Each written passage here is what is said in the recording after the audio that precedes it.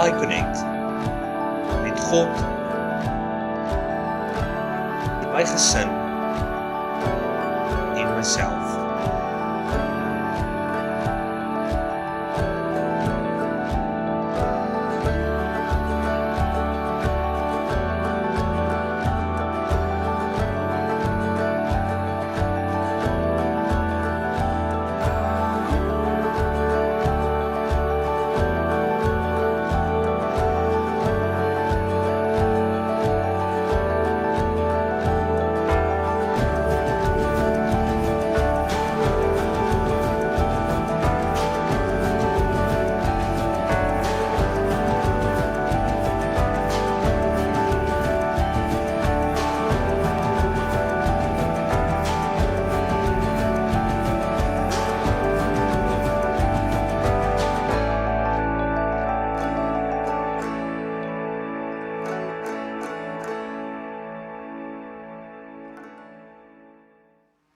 Goeienaand iConnect familie, baie welkom by 'n lekker donderdag aand. Yes, ons is op 'n lekker trant hierso met hierdie Huweliks kursus. As dit jou eerste keer hier is, baie welkom by iConnect. Op die stadium is ons 'n online church, kerk buite mure. En ons is super excited as jy ons join vanaand. Sê vir ons hallo, pop my 'n message, stuur vir Frans 'n boodskap, kan ons vir jou bid, kan ons ietsie vir jou doen, wil jy iewers inskakel? Laat weet ons asseblief. Welkom op die platform. Jy kry die Bybel hierso, jy kan op die Bible tab klik en dan ondersteun ons, jou tiendes gee. Jy kan ook na die notas kyk as daar notas is. Die notas, daar's niks notas vir die volgende paar weke van hierdie kursus nie, want daar is 'n werksboekie wat jy deurwerk wat alle notas bevat en jy kan so 'n bietjie invul daar ook. Kry die boekie sommer van ons Facebook page af. Dit sal daar wees, daar's 'n link daar, download dit. Werk saam met ons deur daai boekie. As jy so bietjie laat ingeskakel het in die Huweliks kursus, dis okay, dit is fine, elke week is 'n ander module, en elke module is applicable en kan op sy eie gedoen word, so baie welkom, ek hoop jy geniet vanaand. Vanaand gaan oor die man, en die man se rol in die huwelik. Hier is regtig great content, regtig goeie content, en dit bring ons regtig terug na die basics toe, en jy weet, ek wil amper sê, dit skraap 'n bietjie weg van wat die wêreld soms ek wil amper sê, in 'n politieke manier op huwelike gesit het en hoe huwelike moet lyk ensovoort. So julle, sonder om te veel te praat, hier is 'n 40 minute sessie, elke sessie is 40 minute, so ek probeer dit so vinnig as moontlik hou saam met julle. Ek hoop julle geniet vanaand se sessie, ou Bruce Wilkinson is op die rol, en geniet dit. En vrouens, hier is baie belangrik vir julle ook, om jou man in lyn te hou, verstaan wat is die rol wat hy moet speel in die huwelik. Alright, julle, geniet dit saam met my. Kom ons gaan.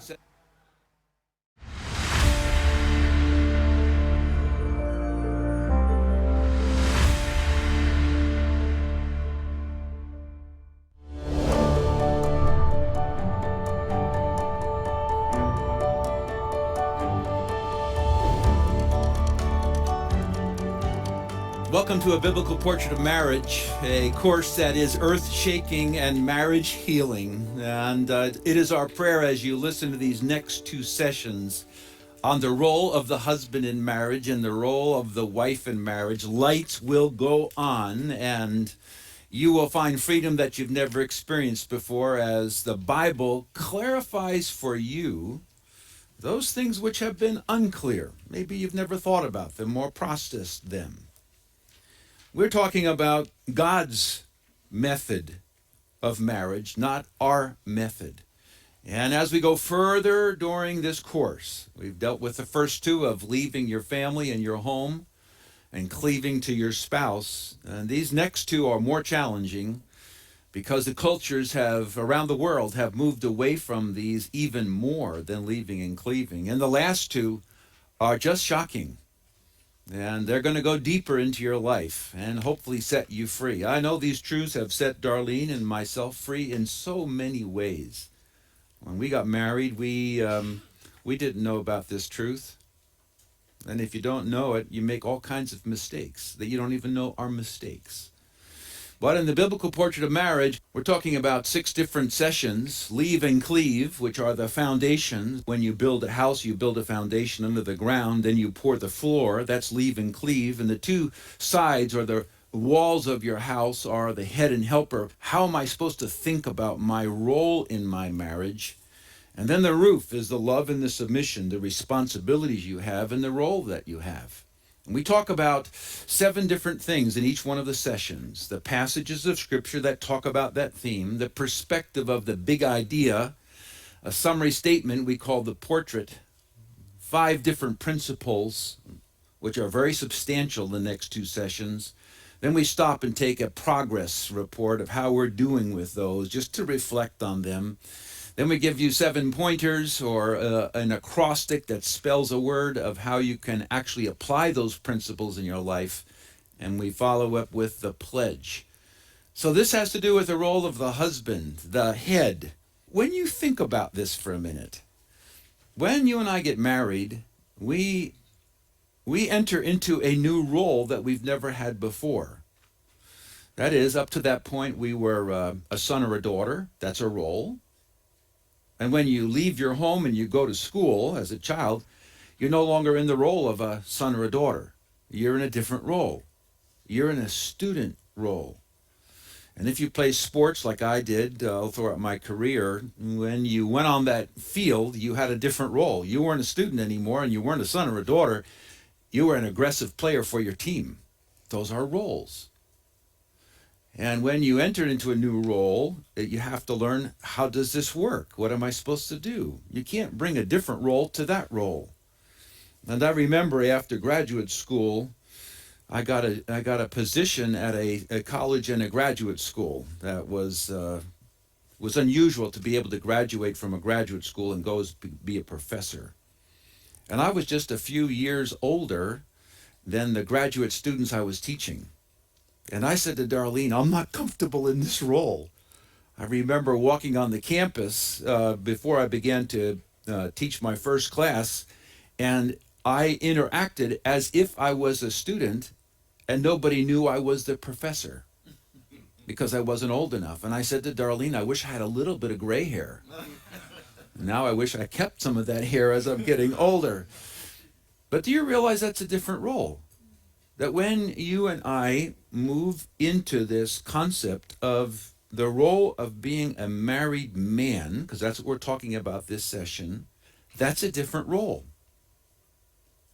When I would lecture at the university, I wasn't in a role of the husband. But when I entered that door, I was supposed to change roles and become husband. Well, what does the Bible actually teach about that role? Because it just doesn't say the man is to be the husband of the wife. It actually defines what that role is and tells you how to do it, and even gives you the primary result to determine if you're a good husband or not.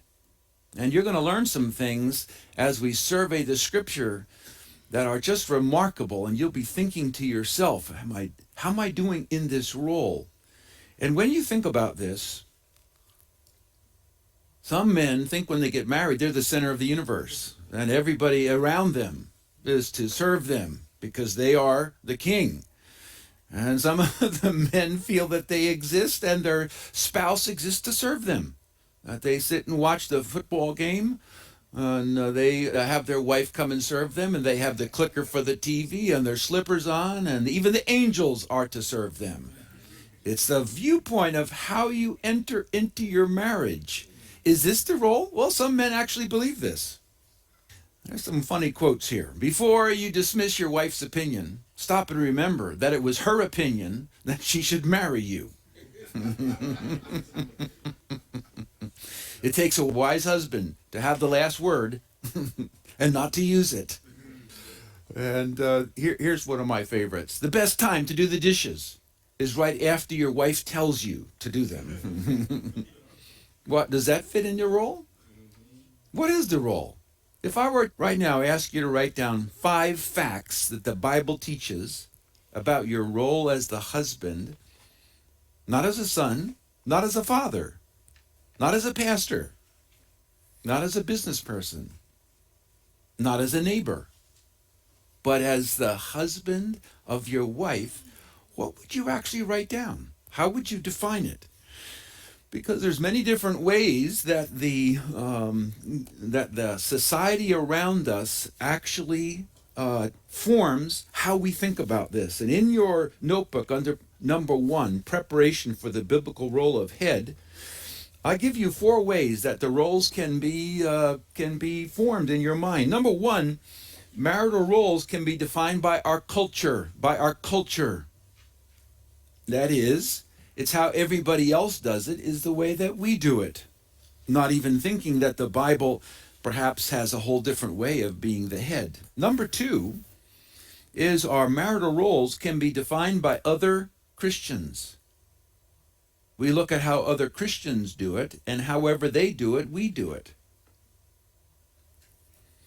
I think number 3 is a primary misunderstanding. Marital roles can be defined by our capabilities and our personality. So for instance, let's say the man, the husband's capabilities is he doesn't like to lead, he likes to follow. And so his wife, typically, a man like that typically marries a strong woman. And when that happens, the husband will think, no, she's a better leader than I am. God made me this way, and God made her this way. She likes to lead. I don't like to lead. And since God did this, it must be his plan that she's the head of the home. That happens all over the place. That we decide, if I really was gifted in leading or like to lead, then I should be the leader, but I don't, and she does. Whoa. And the last one that we can define roles can be defined by God's commandments. By God's commandments. And those are the issues we're going to look at in this session. How does God define the role? And what are the responsibilities I have in the role? And how would I actually judge if I am excellent in the role as the head of the home? So take a look then at 4 different passages. Number 1, Ephesians chapter 5. Look at the first sentence. It's just so straightforward. For the husband should be the head. Can be the head if he wants. He's the head of the house. No, he's the head of the wife. There's no connection to what kind of man or what kind of wife. God is making a simple statement. The husband is the head of the wife. Would you just say that sentence, that part of that sentence, so that you hear it again yourself? Say it. For the husband is the head of the wife. It doesn't say he's the head of the children in this verse. He doesn't say he's the head if he wants to be the head. You are the head. The moment you get married, you are the head of the wife. So the question isn't if you're the head. The question is, what kind of head are you?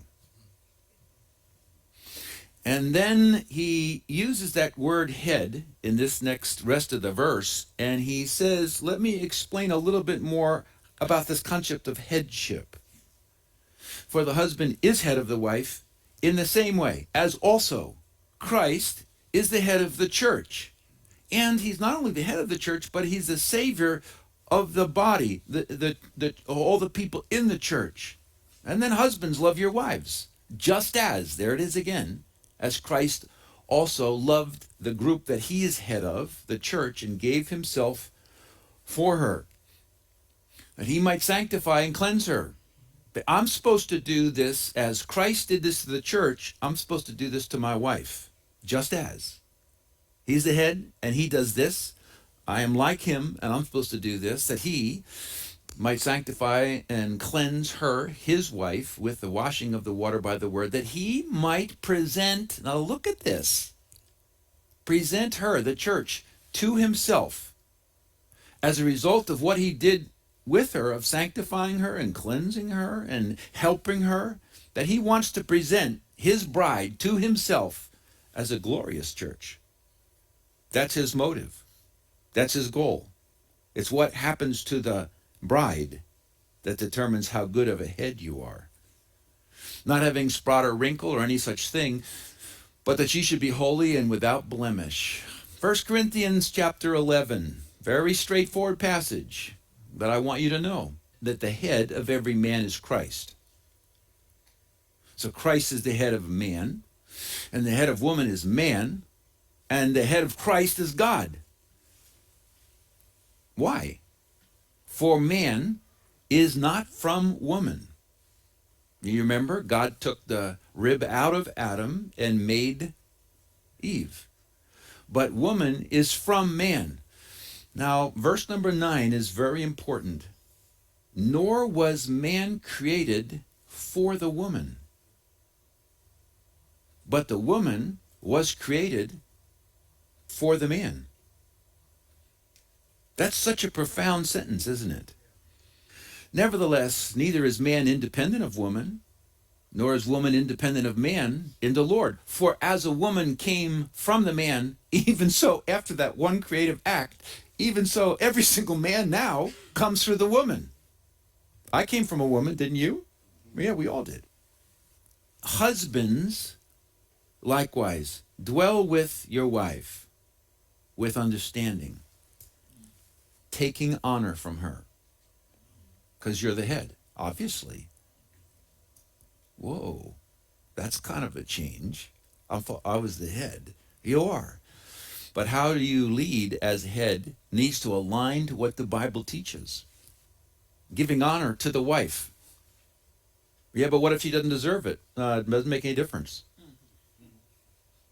You see, I'm to give honor even if she's honorless. There's no conditions. I can always give honor even if I emotionally don't want to give honor. Because honor is a choice that you make, and it's an act that you do. Giving honor to the wife as to the weaker vessel, and as being heirs together of the grace of life, that your prayers may not be hindered. What stops God from answering many, many prayers is that husbands in a home don't dwell with their wife with understanding, and they don't give honor to their wife. And God says, if you don't, the answer is no. I don't know, the answer is no again. And the answer is no again. And we don't put together that many times our prayers aren't being answered because we don't meet the conditions within marriage. All right. So my question is, what does it actually mean in the perspectives of the biblical role of head? What does it mean to be the head of your wife? And we took that word head because that word, as you saw in all those passages, is only used in the New Testament. The Old Testament doesn't use the concept of head and doesn't use that word. It's in Ephesians. The husband is the head of the wife. And that word head, then every verse that's listed here has that same identical Greek word. And as I read all those passages and picked the ones out that kind of exemplified it, there are three big ideas, three ways of understanding headship, so that you understand as we go into this, what does it really mean to be the head? Does it mean you're the boss? Well, you could be the boss in the marketplace, but are you the boss in the home? Is that what head means? It's interesting. Assigned the leadership role. That's what it means. That you've been given by God the role to lead your wife. And for time purposes, you have the scriptures underneath these points that you can look at, but I want to spend more time in the principles. Number 2, you are delegated the authority. You can't be given the leadership role if you don't have the authority to lead. And the verses beneath it. Take a look at the second passage there, Ephesians chapter 1. And God, put all things under Jesus' feet and gave him to be head over all things to the church. Well, what's it trying to say? He gave him authority over it. And number 3, it's appointed overall responsibility for the wife and later on the home. All right, then, let's take those 3 big ideas. Number 1, he's given the leadership role. That's what head means. You don't earn leadership in marriage. You're given it. And you're not given it by your wife. You're given it by God. And you have the issue of the authority to lead. Maybe you've had a place in your lifetime that you had a responsibility to lead in a given area, but your boss wouldn't let you have the authority to do it. You have the authority. That's what it means biblically to be the head. And that you carry the responsibility for that. So let's see if we can't basically say our simple portrait, which is a single sentence, just kind of summarizing those big ideas. Let's read it together. By God's design, the husband is the head of the wife and lovingly exercises his delegated authority. Here's a great quote by Robert Lewis. So why does Paul limit the sphere of leadership for women? Why? Not because women can't lead. They can. Some of the best leaders in the world are women. It's not because women can't teach. They can. Paul limits the sphere of leadership for women precisely because men have been called by God to lead. It's creational. It's how he created man and then women. It's not patriarchal. It's because of how he created. Leadership is at the core of manhood. It is. And women should be encouraging men to lead, not challenging this mandate, nor usurping it or despising it. Principle number 1.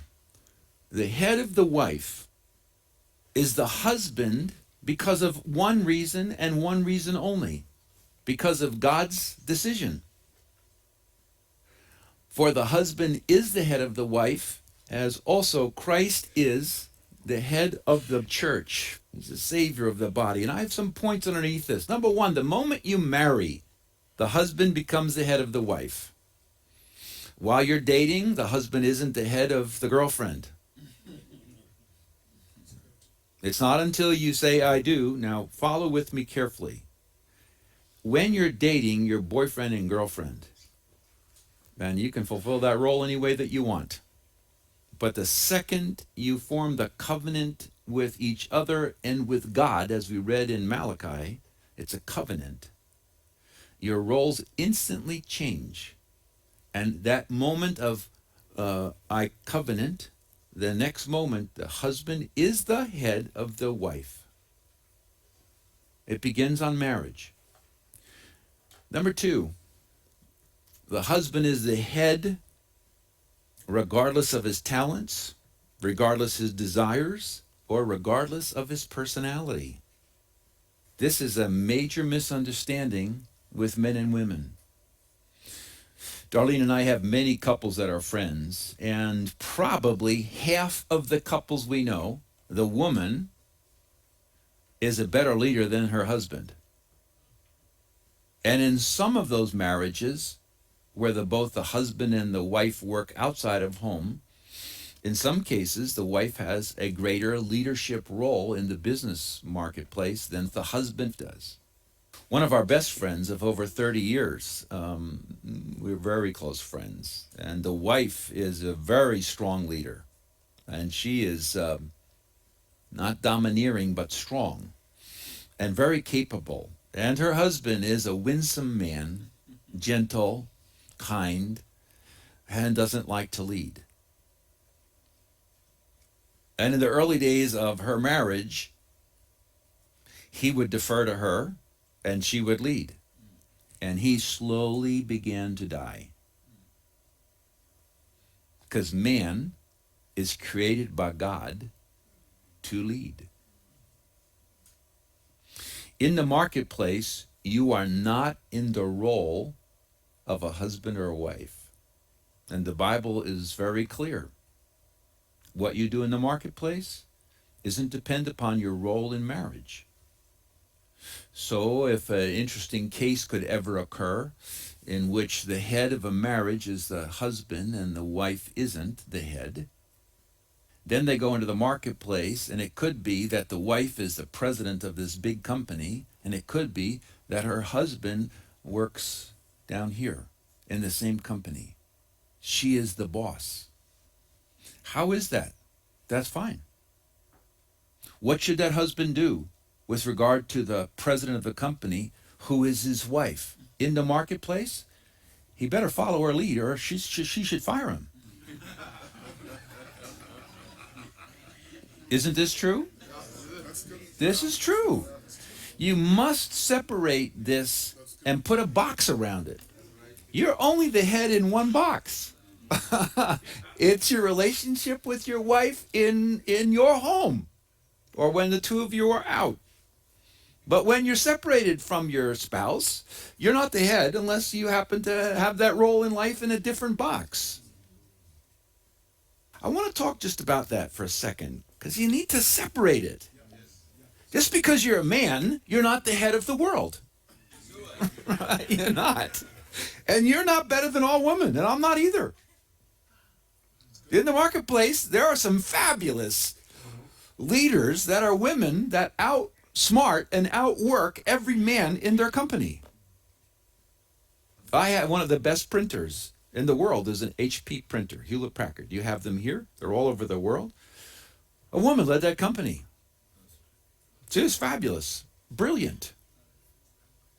Margaret Thatcher, strong, been as Prime Minister of England for many years and turned a floundering economic disaster right around, made it flourish again. But when she went home, because I watched her on TV with her husband, she deferred to her husband all the time.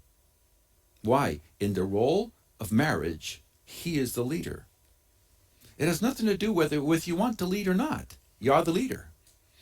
And what our good friend learned is she learned that the key to her husband is her not leading anymore. When he walked in the door, in a sense, and within their marriage, she deferred to him all the time. And we watched her husband be transformed into a leader within that context. So men are not heads of women. Say it to me. Men are not the head of women. Say it again. Men are not the heads of women. And I want you to realize you're not the first exception to that. Because many men think that wherever they see a woman, they're the leader. Yes, they do. In Africa, oh my goodness. When a man walks in the room, all women back down. Why? Man has a misconception. No woman in that room is beneath you. None. You're only the head in one area. What's the area? In your marriage. So never again arrogantly think, because you're a man and you wear pants. That because, hey, I wear the pants in this. No, you don't. When you walk in that room, that woman and those women are equal to you, period. Period. You got to understand, this is an issue of a role. And it's only the role in marriage. That's it. It frees you up. And it will shock the other women that know you. Because everywhere I go in the world, in the Muslim world, oh my goodness. Women are nothing. Wherever a man goes, women are nothing. And in many Christian men, it's not quite as bad, but it's almost as bad. There's an arrogance in the man because they think because you were what did you have to do with you being a man? How many of you determined to be a man? No, one of you. No, I didn't either. Who determined it? Did my mom and dad determine if I was going to be born a boy? Not a thing. Who determined it? God. And when he determined that should be a male child, he wanted that male child to be married. Well, hold on to that. Way back in the Garden of Eden, God looked at Adam, watched it, and said, oh, it's not good that he's alone.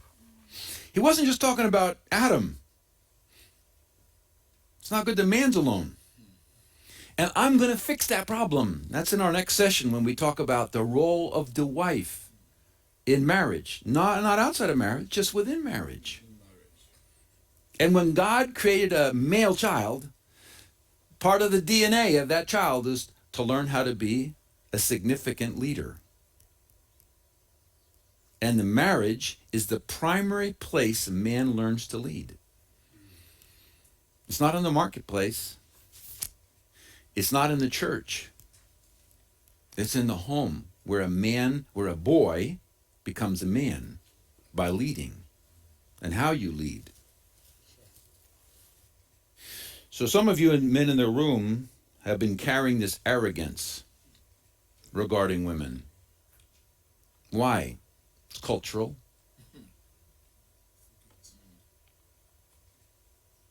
It's wrong. It's not biblical. So within marriage, you didn't earn the right to lead. You were given it. And it was a part of the reason that God created you as a boy that eventually became a man. And the primary way you learn to lead is with another person, namely your wife. I work with some very strong women. I like competent women. And when those women are very competent and have authority, because I give them the authority, you make that decision, that's your role. It's not my role, it's your role. And they'll bring some of those issues back and say to me, as the head of the organization, I'm unsure how to proceed in this area. Then we discuss it. But my approach is, you've been hired to do that, and your judgment will most of the time, I'll defer to you, unless I realize it could have a substantial negative consequence. Are there men who report to women? Sure. Is there anything the matter with that? Absolutely not. Why? The roles outside of marriage are by competence, not by gender. By competence, not by gender. There's only one role that I know of that isn't by competence, but by gender. That's the role we're talking about. Is that helping? It gets awfully quiet in here. 1.3, the husband is the head of the wife in the same way as Christ is the head of the church. Now, the next one I want to deal with, what does the Bible say a head is supposed to do? So I searched all through the Bible. What does headship mean? What does the Bible tell the husband to do? Because unless you know that, and you know what those words mean when he says you are to rule. Wow, what does it mean to rule?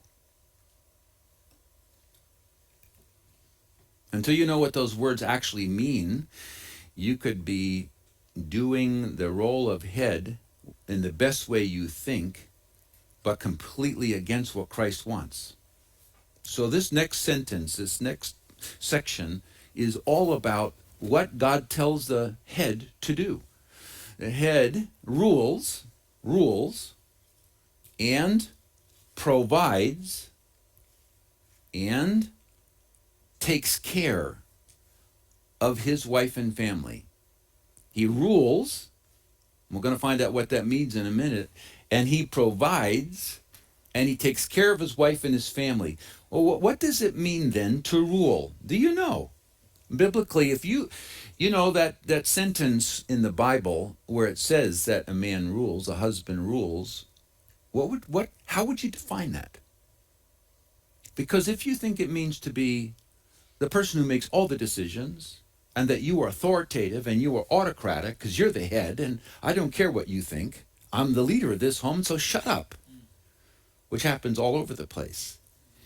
It is the assumption that I'm the head, and how I behave as head and what I do in head is really up to me, and it makes no difference what you as my wife thinks. What does it mean to rule? Thanks for asking that question. To rule. I went to 1 Timothy chapter 3 to get the meaning of that word. And it says a bishop, a leader of the church, then must be blameless, the husband of one wife. Now here it is. the one who rules, that's the word, rules, his house well. That includes the wife. Having his children in submission to him as the head, who's ruling the house with all reverence. And then the scriptures give you a very important point. For if a man doesn't know how to rule his own house, how will he take care of the church of God? So when it says rule, what does that Greek word there mean? One who rules his own house well. Because that passage assumes that any man is supposed to rule his own house, and if you want to be a bishop, you need to rule your own house well. And you need to take care of your own house well. To rule means, that Greek word, it means to stand before, to lead, to preside, and to protect. And do you know literally what it means? If this is your family right here, if this is your wife and this is your kids, to rule means this. I'm protecting, I'm leading, I'm taking care of my wife and my children. That's what rule means biblically. It doesn't mean this domineering, autocratic position. Nothing like that. It means that you're in front of taking care of your family. And if you rule well, and you take care of your kids, and you take care of your wife, and you're kind, and you're gentle, and you're understanding, and when you make a mistake, you apologize to your kids or to your spouse. The kids love to follow that kind of leader, even when they're disciplined. So when you think of ruling, think of standing in front of and taking care of. That's what it means. It means making these people safe. Why? Dad, my husband will take care of this. He's there for us. That's what it means. And therefore the people here, your wife and your kids, they are in submission to you. Why? They respect you. They realize you love them and you are kind to them and you're trying to help them become everything they're supposed to become in life. So how have you been thinking about ruling? I didn't understand this when I got married. And I thought ruling meant telling my wife what to do. Because that's what bosses are supposed to do. Man, was I ever off the track. And it was so hard for my wife in the early days of our marriage to follow me. Why? I didn't understand how to rule. I was more domineering, didn't listen carefully, wanted my way too much. I wasn't ruling well. Wasn't ruling well. Are you ruling well? Because I changed over time and repented of that and apologized to Darlene and began to understand, no, it's this. It's the kind leader that's all about protecting the followers. And those are the ones, therefore, that want to follow you. When you have that role, your kids love you and they enjoy you and they know that when you discipline them and whatever that discipline may be, that they know that you do that because you love them and that you're there for them. They feel safe. So the other verse that's there is, for if a man does not know how to rule his house, how will he take care of? And I wanted to know, what does that mean? To take care of means, let's take a look at the verse beneath it, Luke chapter 10. It's another passage that has the same Greek word to take care of two times. It's the very famous parable of the Good Samaritan. You remember he found a man who was beaten up and left on the side of the road. So he stopped and he went to him. He stopped his journey to his destination with his agenda, and he stopped. And he got off of whatever he was using to get there and bandaged his wounds, pouring on oil and wine. And then he took him and set him on his animal, which means he wasn't also on the animal, and brought him to an inn. And he himself took care of him. On the next day, when this man departed to go back on his trip, he took out some money, gave it to the innkeeper, and said to him, take care of him. And whatever more you spend, when I come again, I will repay you. Do you realize then what ruling and taking care of is all about? It's whatever the family and the spouse needs, you stop everything and you go meet that need. For many years, I've had a policy that whenever the kids call, no matter what I'm doing, unless I'm in a big meeting and I can't, I'll take the telephone call. And when I'm working out of my office and one of the kids or grandkids would come in, I turn off my computer and I close my books and I have them sit here. Why? They come because they need me. And my work is number 2. And they are number 1. What is that? It's taking care of. Therefore, take care of means to use foresight to meet the needs of others. To meet the needs of others. Is this helping this morning? Yeah. Is it convicting? It's so convicting, isn't it? Isn't it interesting that Jesus said, I am the dominating ruler of the universe. Shut up and do what I tell you. Instead, he said, no, follow me. I am meek and gentle. And we don't bring that into us. We think that greatness as a man can't equal gentleness and kindness, when that's the essence of being a great man. Number 3, when the Bible says to provide, it never teaches that the woman is to provide for the house, for the family. Do you know that? I looked all over. Never does. Never hints it. That responsibility is delegated to the husband. He is the head. That doesn't mean that the wife cannot work outside of the home or earn money. It's just that it's his ultimate responsibility to provide. And I wanted to know, what does it mean to provide? 1 Timothy chapter 5. For if anyone does not provide, that's the word, for his own, and especially for those of his own household, he is denied the faith and is worse than an unbeliever. What happens in many cultures of the world about this? The husband sits and the wife goes out to work because the work is below me. And there is such a confusion of the role. The man is to be the provider. That doesn't mean anything that the woman can't provide, but it's him. He takes the lead.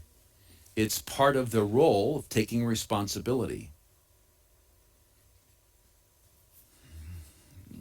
In Africa, this appears to be a major misunderstanding. In America, there are a couple very large Christian organizations, and now there are secular organizations that do this. They give out what's called loans, small loans. They're called micro enterprise loans. And they're to help people who are struggling to make a living and to get out of poverty. They will make loans. And those loans don't have any interest or very little interest. And they're given to people that make the proposal to the organization. And the loans are anywhere from $50 to maybe $200. They're small loans.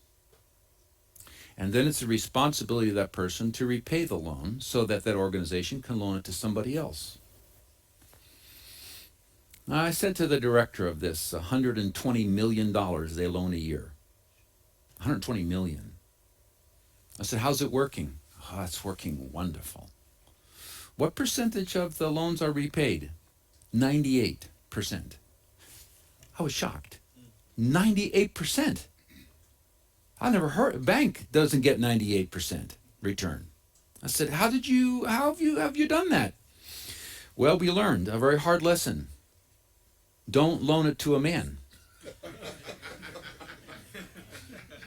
Yeah, but he wasn't kidding. Oh my gosh. And I said, what do you mean don't loan it to a man? The men in Africa don't repay it. They spend it and they waste it. We will not loan to men. We loan it to women. Does this make sense to you? Unfortunately, right now you probably wish you weren't a man. Okay, what does that say about how men, not all men, right? Not all men, but the vast majority of men in Africa have never accepted the responsibility to provide financially and to learn how to run money and to make it work and not be impulsive with your money. I was so grieved when that man told me, because that's exactly the opposite of what the Bible teaches. But it's culturally acceptable in much of Africa. And that's one of the major reasons why there is so much poverty. Because the men are not assuming their responsibility. It's not the will of God that this happens.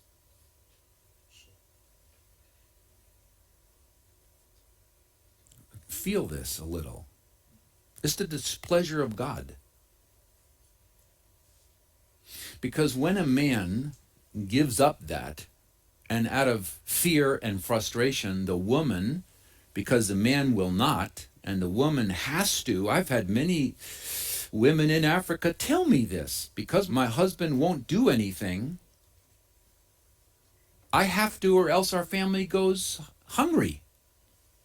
How does the wife who has to do that feel toward her head when that happens? How does she feel? Tell me. She feels angry, bitter, doesn't want to follow that person. It's all about him. It's not about us. And there's called role reversal. But then the husband who didn't do the work wants the money that the woman earned. That's, in a sense, theft.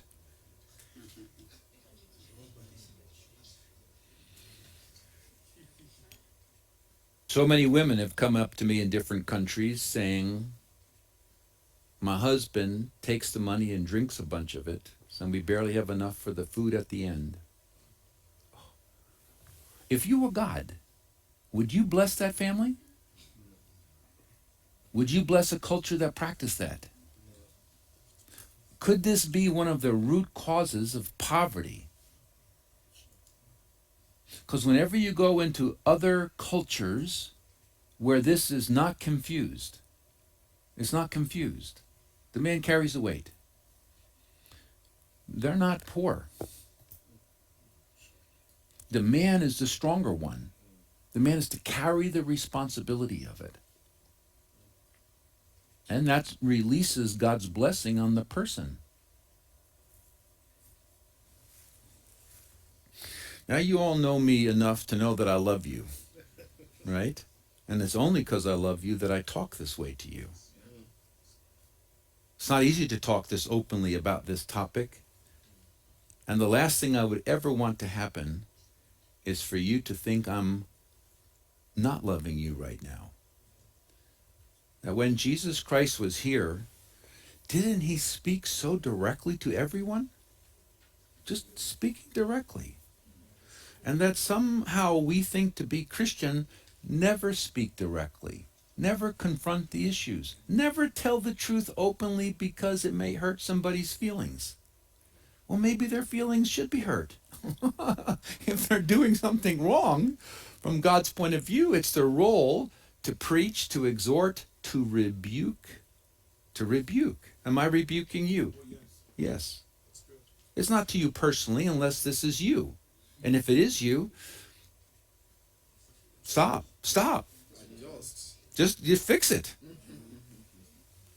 To provide, so I looked up that word in Greek, to provide. It means to plan before, to make arrangements ahead of time.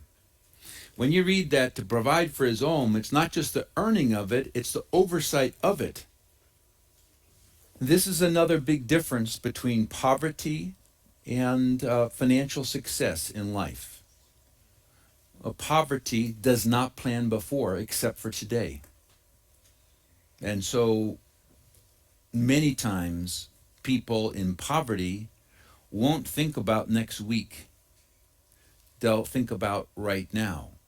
And because they don't, to provide means to plan before. It means to think through as a man, how do I take care of the future? And so many times in talking to people, it's only about right now. We had something that happened last week at the campus here. One of the guys who work here, we have about 20 people working here. And they're great people. And one of the guys got upset at something and said, I'm quitting. I'm leaving today. And Hendrik, who is the guy who oversees all this, is a wonderful husband. And he's a great leader. And he's a wise man of God. And he says to this man, he says to him, so you're upset? Yep. And you're leaving? Yep. And tell me again how many kids you have. Well, I have 3 kids. And when you don't get any money next week, how are you going to provide food for your kids? Oh, I don't know. Should you think about that a little bit? Yeah. You see, that emotional impetuousness where you don't have the trait of thinking about the future enough. Okay, you're upset. Well, everybody gets upset from time to time, and you can quit if you want, but you should quit after you plan ahead. And as Hendricks talked to this he was not that young.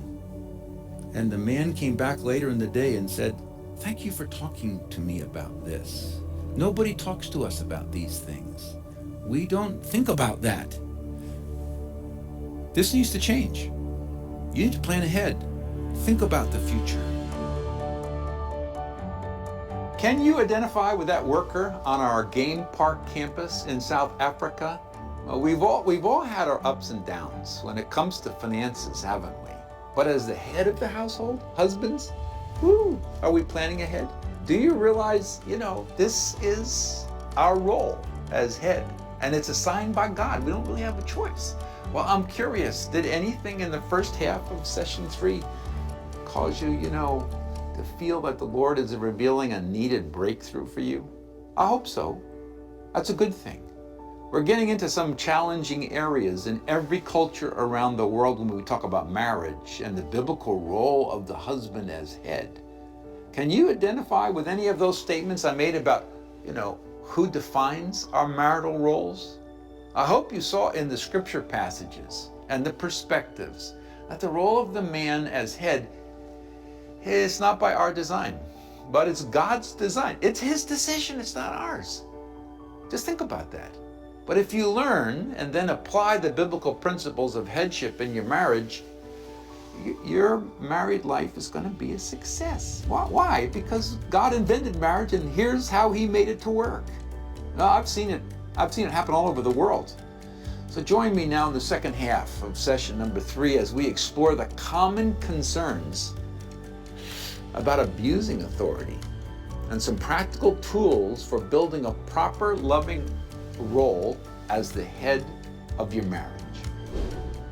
Baie welkom terug. Ja, wat 'n session. Ek hoop jy het regtig daarby uitgetrek en kon kry en kan nou 'n bietjie gaan en introspeksie neem, veral jy as man en saam met jou vrou sit en eerlike gesprekke hê met mekaar oor weet waar is my gebreke? Wat sien jy waar is die gebreke om eerlik te wees met mekaar en te sê maar wow, ek kan actually hier aan werk om 'n beter man vir jou te wees.